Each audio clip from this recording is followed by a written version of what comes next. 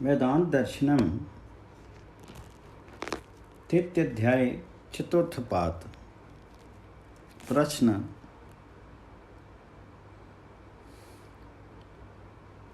छांदोग्य 1:1:3 में ऐसा प्रतीत होता है जैसे ब्रह्म से भिन्न किसी अन्य रसतम तत्व की उपासना। इसका आशंका पूर्वक उत्तर देते हैं। स्तुति मात्र कथन से ब्रह्म से भिन्न किसी अन्य की सिद्धि होती है। इति चेत ऐसा कहना उचित नहीं है, क्योंकि वहाँ अपूर्व हेतु विद्यमान है।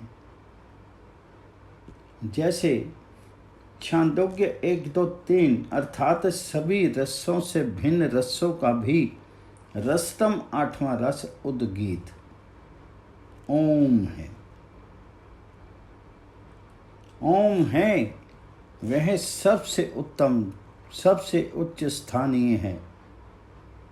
इस वाक्य में ब्रह्म से भिन्न की उपासना मानना सर्था ही युक्ति युक्त नहीं, क्योंकि इसमें स्पष्ट कहा है रसों का भी रसतम वह एकमात्र ब्रह्म ही हो सकता है, अन्य कोई उससे भिन्न पदार्थ नहीं जो उपास्य योग्य हो। इसलिए ईश्वर से भिन्न उसके स्थान पर किसी साकार और देवांतर की उपासना कभी नहीं करनी चाहिए। शास्त्र विरुद्ध होने के कारण अतः उपरोक्त आशंका निर्मूल है। प्रश्न। पुनः उक्त विषय में अन्य उपोद्बलक हेतु देते हैं। क्रियावाचक शब्द के होने से भी उक्त अर्थ की पुष्टि होती है।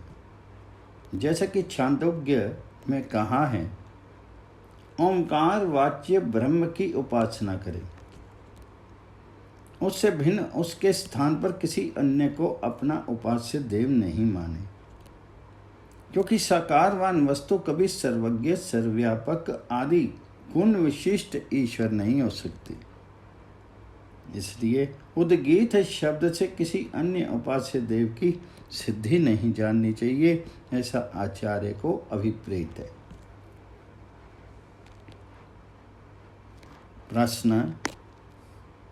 अब उपनिषदों में वर्तित कुछ आख्यायिकाओं के विषय में पारिप्लव अधिकरण को प्रस्तुत करते हैं आशंका पूर्वक। जो प्रवाह रूप से कहीं जाए वह केवल मनोरंजन के लिए ही होती है, उसका कोई शास्त्र दृष्टि से विशेष महत्व नहीं होता। इति चेत ऐसा कहना उचित नहीं, क्योंकि उपनिषदों की कथाएं किसी न किसी विशेष सिद्धांत को सिद्ध करने के लिए ही हैं, मनोरंजन मात्र नहीं है। जैसे अश्वमेध यज्ञ के रहस्य विधि विधिन का वर्णन सरल शब्दों में आख्यायिकाओं के द्वारा किया है, मनोरंजन मात्र नहीं। दूसरे बृहदारण्य में 4:6-1 में याज्ञवल्क्य ने अपनी 2 स्त्रियों को गाथाओं के द्वारा ब्रह्म विद्या की सब विद्याओं से, सभी यज्ञ याग आदि कर्मों से विशेषता को सिद्ध किया है। कठोपनिषद में यामाचार्य के द्वारा नचिकेता को मृत्यु के पश्चात मनुष्य की क्या अवस्था होती है, सभी संसारिक धन ऐश्वर्य ब्रह्म विद्या की तुलना में तराजू के पासंग बराबर भी नहीं है। क्यों नहीं है? इस गूढ़ रहस्य को खोला है और ब्रह्म की प्राप्ति कैसे होती है इत्यादि विषय को गुरु शिष्य रूप में अलंकार बांध करके समझाया है। अत्रे ब्राह्मण में जल प्लावन से बड़े जीव, मनुष्य, पशु, पक्षी आदि छोटों को कैसे खा जाते हैं, कैसे कष्ट देते हैं, इसका चित्रण एक मछली द्वारा अति सुंदर खींचा है। इस प्रकार उपनिषद गाथाओं का कथन केवल मनोरंजन मात्र नहीं समझना चाहिए, अपितु आध्यात्मिक, सामाजिक आदि रहस्यों को उसके द्वारा सरल शब्दों में स्पष्ट किया है। पुनः उक्त विषय में अन्य हेतु देते हैं। उन गाथाओं का क्रम एक वक्त्या के रूप में उपलब्ध होता है, जैसे याज्ञवल्क्य और मैत्रेयी आख्यान की एक वाक्यता, आत्मा व अरे द्रष्टव्य, बृहदरण्य 4-5-6। आप हम सबको सांसारिक विषयों में ही लिप्त ना होते हुए उस ब्रह्म प्राप्ति का भी उपाय करना चाहिए। तैत्तिरीय उपनिषद 2:1 में भी कहा है,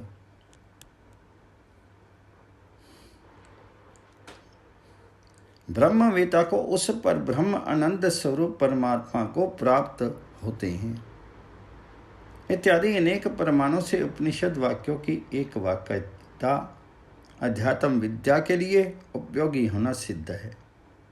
केवल पारिप्लव मनोरंजन मात्र नहीं है।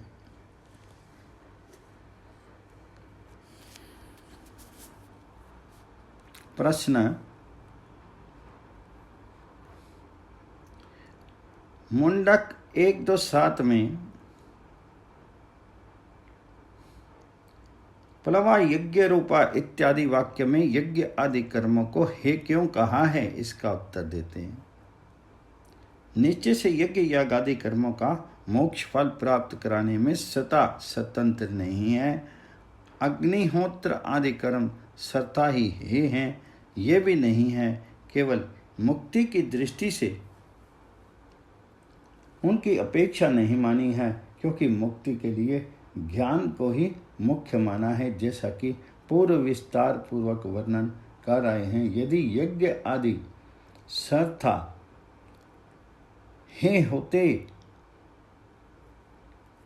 तो उनके अनुष्ठान की विधि कदापि नहीं होती, क्योंकि यज्ञ याग आदि ज्ञान के अति सहयोगी हैं। इनसे अंतःकरण, वायु, जल और अन्न की शुद्धि होती है। इसके शुद्ध होने पर ही उपासना में मन लग सकता है, अन्यथा नहीं। इसलिए उनका सर्था हेयत्व नहीं है।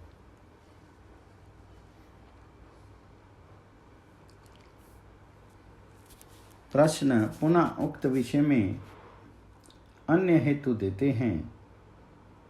जिस प्रकार अश्वार्थी पुरुष को स्वगंतव्य स्थान पर जाने के लिए अश्व को आवश्यकता होती है, उसी प्रकार ब्रह्म प्राप्ति में संपूर्ण यज्ञ याग आदि वैदिक कर्मों के अनुष्ठान की अपेक्षा है, क्योंकि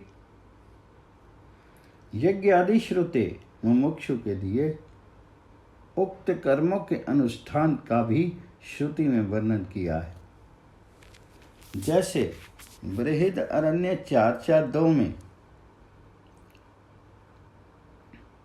कहा है, आत्म जिज्ञासु इस ब्रह्म को वेद शास्त्रों के अव्यक्त अध्यापन, प्रचार प्रसार से, देश काल पात्र को देख करके, दान देकर और तप द्वंद्वों के सहन करते हुए आत्म संयम पूर्वक जानने के लिए इच्छा करते हैं।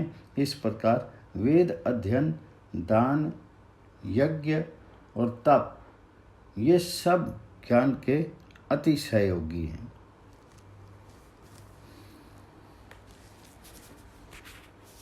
प्रश्न, ज्ञान के अन्य सहयोगी तत्वों का वर्णन करते हैं।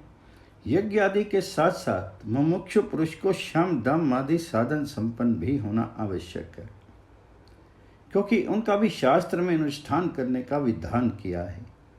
मुक्ति के वे भी अंग हैं, उनका भी अवश्य अनुष्ठान आवश्यक है, जैसा कि बृहदरण्य 4:4-23 में कहा है।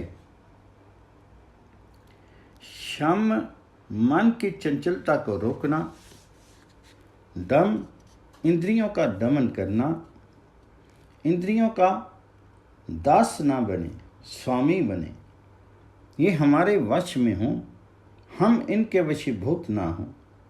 जैसे आज तो मेरा भी इस चीज़ के लिए कर रहा है, कल ना जाने किस चीज़ का कर बैठे जो साधना में अति बाधक हो। इसलिए मुमुक्षु शांत, दांत, विरक्त, संयमी, सहनशील और एकाग्र होकर के आत्मनिष्ठ बने। इस प्रकार शम दम आदि को भी ज्ञान का अंग माना है, क्योंकि उपासना चंचल स्वभाव वाला, असंयमी और असहनशील प्रकृति वाला कभी नहीं कर सकता। प्रश्न, योगी को कैसा आहार सेवनीय हो और त्याज्य होना चाहिए, इसका उत्तर देते हैं। जब प्राण संकट में हों तब अभक्ष्य अमेद्य ना हो, साधारण रूखा सूखा अन्न आदि का भी सेवन किया जा सकता है। श्रुति में ऐसा उल्लेख मिलता है, जैसे छांदोग्य 5:2:1 में कहा है, प्राण रक्षा के लिए साधारण घर का और साधारण रूखा सूखा भी दोष युक्त नहीं है। छांदोग्य 1:10:1 में एक समय अकाल की घटना का वर्णन करते हुए चक्र के पुत्र उषस्थि ने कई दिन से क्षुधा पीड़ित होने पर एक महावत से अवशिष्ट जूठे पकोड़े खा करके प्राण रक्षा की और जूठे पानी के लिए ये कह दिया कि इसके बिना मैं अन्यत्र शुद्ध जल पी लूंगा इत्यादि। आपत्ति काले मर्यादा न अस्ति।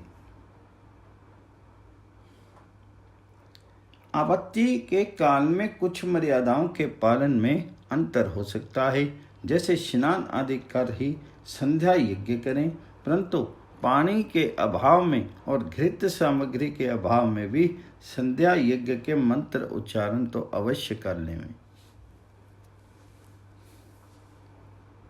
पुनः उक्त विषय में अन्य हेतु देते हैं। आपत्ति काल में सामान्य परिवार का साधारण भोजन के कर लेने पर शास्त्र में भी बाधा नहीं आती, क्योंकि शास्त्र में योगी को अति शुद्ध आहार खाने को कहा है, जैसा कि छांदोग्य 7:26-2 में, आहार शुद्ध हो सत्व शुद्धि, सत्व शुद्ध हो ध्रुव समृद्धि। आहार की शुद्धि से अंतःकरण की शुद्धि होती है और अंतःकरण की शुद्धि से उपासना में मन एकाग्र होता है। इसलिए शास्त्र मर्यादा भी बनी रहे और प्राण रक्षा भी हो जाए, ये आचार्य का आशय समझना चाहिए। पुनः उक्त विषय की अन्य हेतु से पुष्टि करते हैं। स्मृति शास्त्रों में भी आहार के विषय में निम्न रूप में विचार प्रस्तुत किए हैं। प्राण संकट के समय जैसा भी रूखा सूखा साधारण अन्न जल आदि प्राप्त हो, उसे खा करके प्राण रक्षा कर लेने वाला व्यक्ति पाप का भागी नहीं होता, जैसे आकाश कीचड़ से लिप्त नहीं होता। अब उक्त विषय का अंतिम निर्णय देते हैं। स्वेच्छानुसार ना करें, इसलिए शास्त्र प्रमाण के नियम के अनुसार ही भोजन आदि करें। ऋग्वेद 10:5-6 में कहा है, वेद में 7 निम्न मर्यादाएं बांधी हैं, उनका उल्लंघन साधारण मनुष्य को नहीं करना चाहिए, विशेष व्यक्ति की तो बात ही दूर है। वे 7 इस प्रकार हैं। पहला, चोरी करना,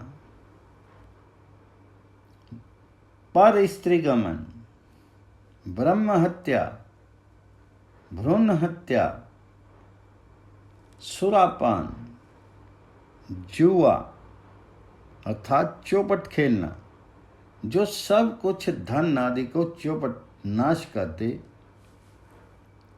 और पापाचरण करके असत्य भाषण करना।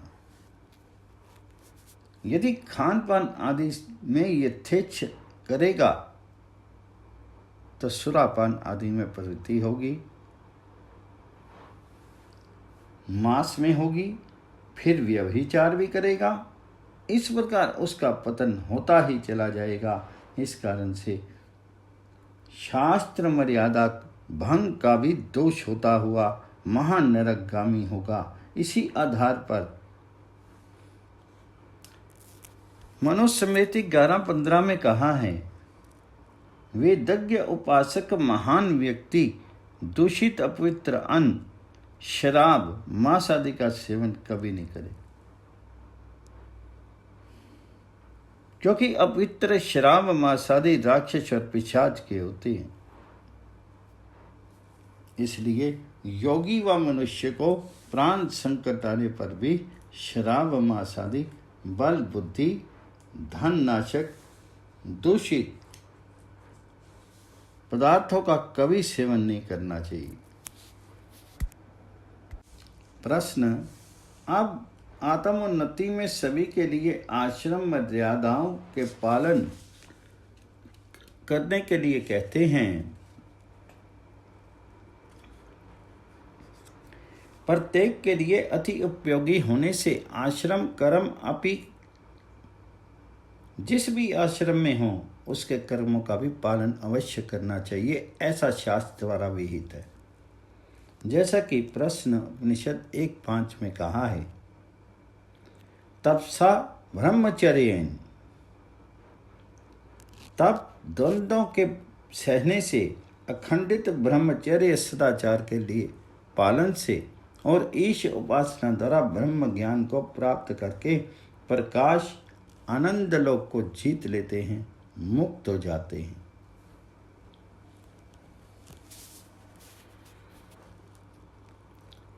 मनुस्मृति में 4:14 में भी कहा है,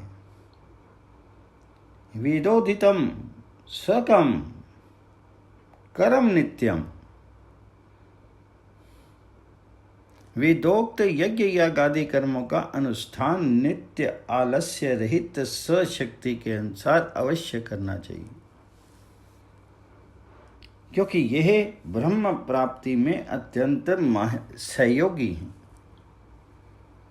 इसलिए आश्रम विहीन कर्मों का पालन प्रत्येक व्यक्ति को आश्रम के अनुसार जीवन पर्यंत करते रहना चाहिए, इसमें विकल्प नहीं है।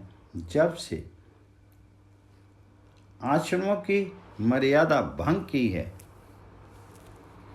तभी से समाज की, व्यक्ति की और राष्ट्र एवं विश्व में अराजकता और अशांति, ईर्ष्या, द्वेष बह गया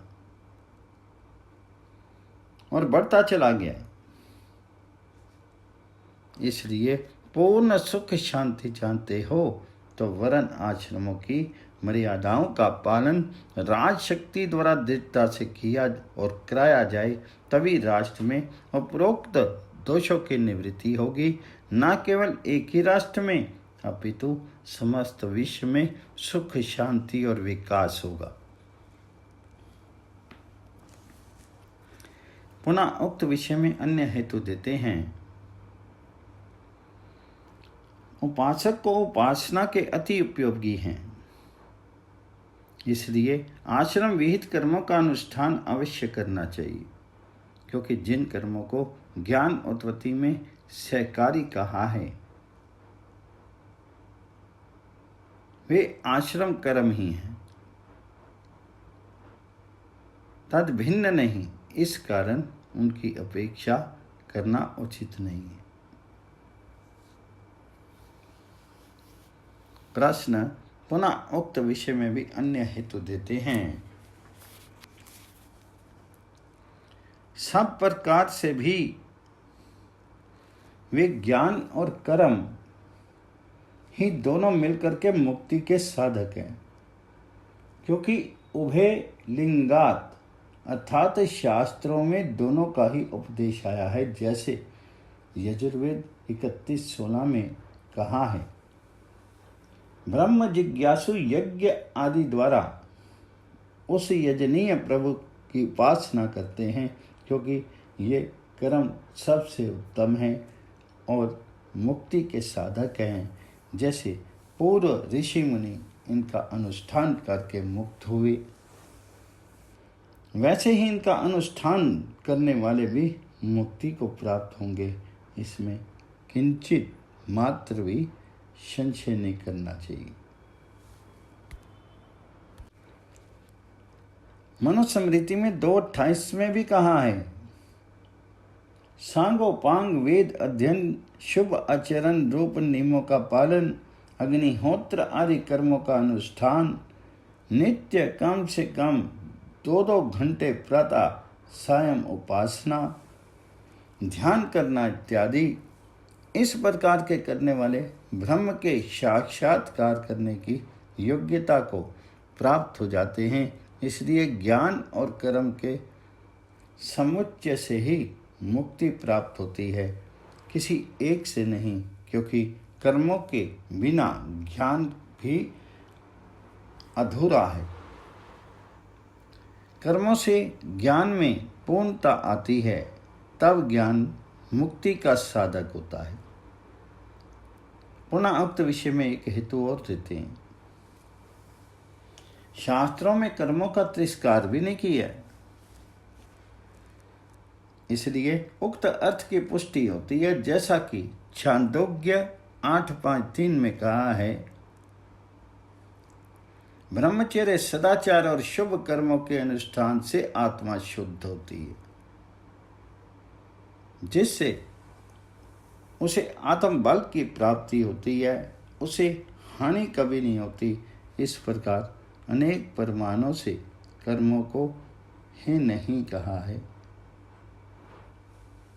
अभी तो ज्ञान के सहयोगी माना है, जिससे मुमुक्षु को ज्ञान द्वारा मोक्ष प्राप्ति हो जावे।